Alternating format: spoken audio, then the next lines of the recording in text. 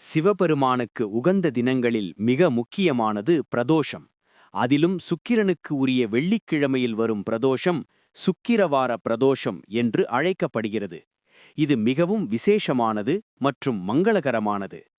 பார்க்கடலை கடைந்தபோது வெளிவந்த ஆலகால விஷத்தை அருந்தி உலகை காத்த சிவபெருமான் நந்தியின் கொம்புகளுக்கு இடையே நடனமாடிய நேரமே பிரதோஷ காலம்.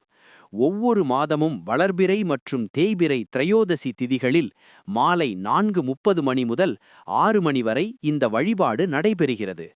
வெள்ளிக்கிழமை என்பது மகாலட்சுமிக்கும் சுக்கிர பகவானுக்கும் உரிய நாள். இந்நாளில் வரும் பிரதோஷத்தை வழிபடுவதால் கிடைக்கும் பலன்கள் ஏராளம். சுக்கிரவார பிரதோஷம் சுக்கிர தோஷங்களை நீக்கி பொருளாதார நெருக்கடிகளை போக்கும். வீட்டில் மகாலட்சுமி கடாட்சம் பெருகும். நீண்ட நாட்களாக தடைப்பட்டு வந்த திருமண காரியங்கள் கைகூடும். பணியிடத்தில் செல்வாக்கும் மதிப்பும் உயரும். தீராத கடன் தொல்லைகளால் அவதிப்படுபவர்களுக்கு இந்த வழிபாடு ஒரு சிறந்த தீர்வாகும். பிரதோஷ நேரத்தில் நந்தியின் இரு கொம்புகளுக்கு இடையில் சிவபெருமானை தரிசிப்பது கோடி புண்ணியம் தரும். சிவபெருமானுக்கும் நந்திக்கும் பால், இளநீர், தேன், சந்தனம் மற்றும் பன்னீர் கொண்டு அபிஷேகம் செய்வது சிறப்பு.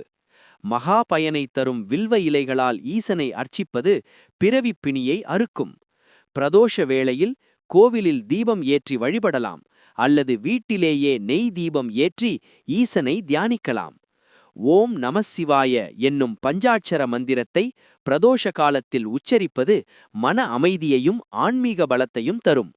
இந்த சுக்கிரவார பிரதோஷ நன்னாளில் ரிஷப வாகனத்தில் வீற்றிருக்கும் ஈசனையும் அம்பிகையையும் வணங்கி எல்லா நலன்களையும் பெறுவோம். தென்னாடுடைய சிவனை போற்றி, எந்நாட்டவர்க்கும் இறைவா போற்றி.